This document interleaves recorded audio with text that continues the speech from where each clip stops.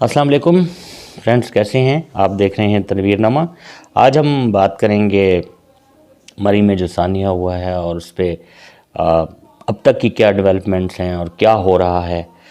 इस हवाले से भी बात करेंगे और इस हवाले से भी बात करनी ज़रूरी है कि हमारे मुल्क में इस तरह के वाक़यात आखिर पै दर पै क्यों होते हैं। हमारे यहाँ बदकिस्मती से हादसात की और सानियात की एक सीरीज़ है। कभी दहशतगर्दी के वाक़यात हुए और कई मासूम जानें इसकी नज़र हो गई, और ट्रैफिक के हादसात तो अब इतने होते हैं कि उन पे तो मेरे ख़्याल में लोग ज़्यादा बात भी नहीं करते और समझते हैं कि शायद ये एक रूटीन मैटर है। और हर आदमी जो है वो सड़क पे इस वक्त गैर महफूज है। जो भी जहाँ पे जा रहा है, चाहे वो शहर में है या शाहराह पे जा रहा है, वो गैर महफूज है। और ट्रेन हादसात की अगर बात की जाए तो उसमें भी बहुत सारी ऐसी चीज़ें हैं कि जिसमें हम देख सकते हैं कि बड़े दिलखराश किस्म के वाक़यात हुए। ट्रेनों में आग भी लगी और बहुत ज़्यादा कैजुअल्टीज़ हुई। मरी का जो वाक़या है ये मैं समझता हूँ कि अपनी नौइयत का मुनफरिद वाक़या है। पाकिस्तान की तारीख़ में इस तरह से कभी जो लोग हैं वो सर्दी से ठिठर के इस तरह से नहीं मरे जिस तरह से अब हुआ है। अब इस पे अजीब अजीब किस्म की तावीलें जो हैं वो पेश की जा रही हैं कि जनाब इस दफ़ा बर्फ़बारी बहुत ज़्यादा होनी थी और हुई है और लोगों को एहतियात करनी चाहिए थी। और जो हमारे वज़ीर इत्तलात हैं फवाद चौधरी साहब, उनका एक ट्वीट भी ज़ेर बहस है और होना भी चाहिए कि उन्होंने कुछ दिन पहले कहा कि देखें जी मरी में कितने सयाह आ गए हैं और कितना जो है पाकिस्तान में जो है वो रेवेन्यू आएगा और लोगों को रोज़गार मिलेगा।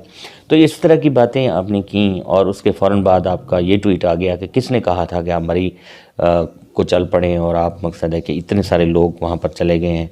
तो ये वो दोस्तों चीज़ें हैं कि जिसमें जो हुकूमत है वो, हम तो ये कहते हैं कि वो कन्फ्यूज़ है, बहुत सारे मामलात में कन्फ्यूज़ है। और इस मामले में भी हुकूमत जो है हमें कन्फ्यूज़ नज़र आती है कि उसकी कोई पॉलिसी नहीं है। एक तरफ आप सयाहों को इन्वाइट कर रहे हैं, दूसरी तरफ आप कह रहे हैं कि जनाब अगर बहुत ज़्यादा बर्फ़बारी होनी थी तो आप लोगों को वहाँ आने की क्या ज़रूरत थी। और साथ ही साथ ये जो एक फैक्टर है, डे बाई डे चीज़ें सामने आ रही हैं, ये जो एक फैक्टर है कि वहाँ पे जो मरी के जो होटल्स हैं और उनके जो मालकान हैं उन्होंने सोचा कि सीज़न लगा हुआ है माफ़ कीजिएगा, सीज़न लगा हुआ है और इसको जितने अच्छे तरीके से हम कमा सकें, और मुनाफे की हवस में वो इतने अंधे हो गए थे कि 3,000 का कमरा 40-40 हज़ार तक की इतलात हैं कि वहाँ पर किराए पर दिया गया। और बहुत सारे लोग ज़ाहिर है कि वो ये सोच कर नहीं गए थे, कि वो इतना बजट लेकर नहीं गए थे, तो उनको भी मुश्किलात का सामना करना पड़ा और वो गाड़ियों में ही रहने पर मजबूर हुए। और स्नो जो स्टॉर्म है वहाँ पर आया और जो बर्फ़ का एक तूफ़ान आया, उसने जो सूरत हाल है वो और ज़्यादा ख़राब कर दी। ये सारी सूरत हाल जो है ये क्या इंडिकेट करती है? क्या इस तरह से हमेशा होता रहेगा? क्या इसी तरीके से लोग जो है वो बेयारो मददगार पुकारते रहेंगे और उन्हें कहीं हुकूमत या हुकूमती नुमाइंदा नज़र नहीं आएगा, और जो ज़िम्मेदारी का बोझ है वो दूसरों पर डालने की कोशिश की जाएगी? अपोजिशन की तरफ से बयानात आ रहे हैं और अपोजिशन ने यही करना होता है कि ज़ाहिर है कि गवर्नमेंट की तरफ से अगर कोई फेलियर होगा तो हर दौर की जो अपोजिशन है वो कोशिश करती है कि वो उसको ज़्यादा हाईलाइट करे। तो मैं ये समझता हूँ कि मौजूदा जो अपोजिशन है वो बिल्कुल नया काम नहीं कर रही। अगर इमरान खान साहब कल अपोजिशन में चले जाएंगे तो वो भी यही काम कर रहे होंगे। लेकिन अब मेरे ख़्याल में चीज़ें कुछ बेहतरी की तरफ जानी चाहिए। एक वक्त आ गया है पाकिस्तान के लोगों के लिए कि वो भी सोचें कि उन पर जो रूल कर रहे हैं लोग वो कितना उनके बारे में सोचते हैं। इवन के यानी उनके जो माशी मसाइल हैं उनके बारे में तो सब जानते हैं कि उनको परवाह नहीं है, ना ये उस क्लास से ताल्लुक़ रखते हैं कि जिससे जो अवाम जिस क्लास से ताल्लुक़ रखते हैं या बिल्कुल जो पिसे हुए लोग हैं उससे ताल्लुक़ रखते हैं। अब तो ये सूरत हाल है कि इनकी जानों के हवाले से भी जो है वो हुकूमत को कोई परवाह नहीं है, और हुकूमत जो है वो एक अजीब किस्म के लॉजिक्स जो है पेश कर रही है। अपोजिशन की तरफ से भी तनकीद हो रही है। लेकिन ये जो सूरत हाल है मैं समझता हूँ कि इसमें तमाम लोगों को सोचने की ज़रूरत है।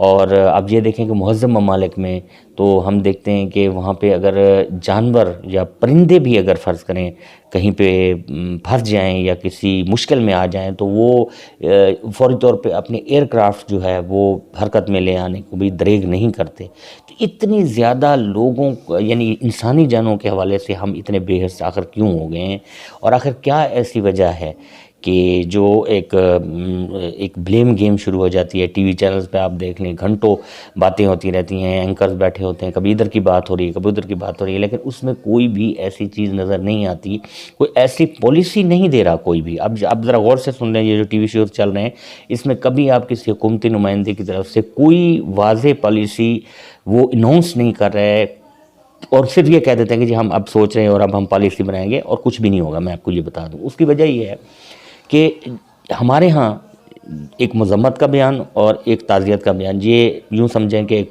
एक फार्म है जिसमें मकसद है कि उन्होंने उस वक्त जो हुआ होता है वाक़या उसको दर्ज करना होता है और उसके बाद उसको जारी कर दिया जाता है, उससे ज़्यादा और कोई बात नहीं। तो ये सारी चीज़ें आखिर कब ठीक होंगी? बहुत सारी बातें जो हैं वो मैं समझता हूँ कि लोगों को सोचने की भी हैं।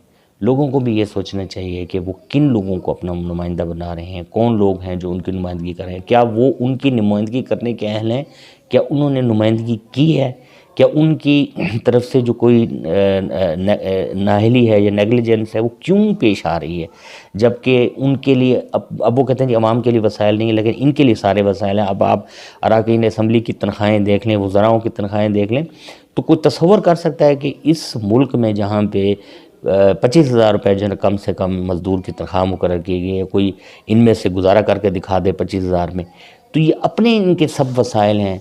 वो यानी मैं करप्शन की बात नहीं कर रहा, मैं ये कह रहा हूँ कि जो जायज़ वसाइल जिन्होंने जिन पे कब्ज़ा किया हुआ है वो भी ये हासिल कर रहे हैं, लेकिन किसी को भी इस पे सोचने की जो है वो मकसद टाइम भी नहीं है और ना वो सोचना चाहते हैं, और लोगों को अजीब अजीब तरीके से मुख्तलिफ़ किस्म के छोटे टीनी मैटर्स जो हैं उनकी तरफ वो उलझा के तो वो अपना जो है वक्त गुजार लेते हैं। दोस्तों, मैं आखिर में यही कहूँगा कि जो सानिया मरी है ये इसको बर्फ़ में नहीं दबना चाहिए।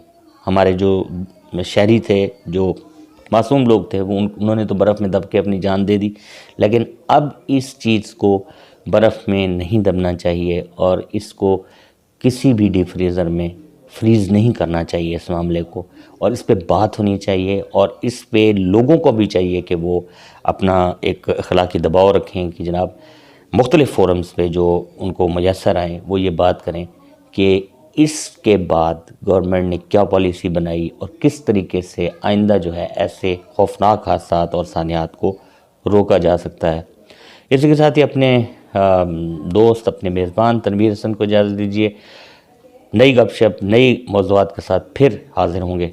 अल्लाह हाफ़िज़।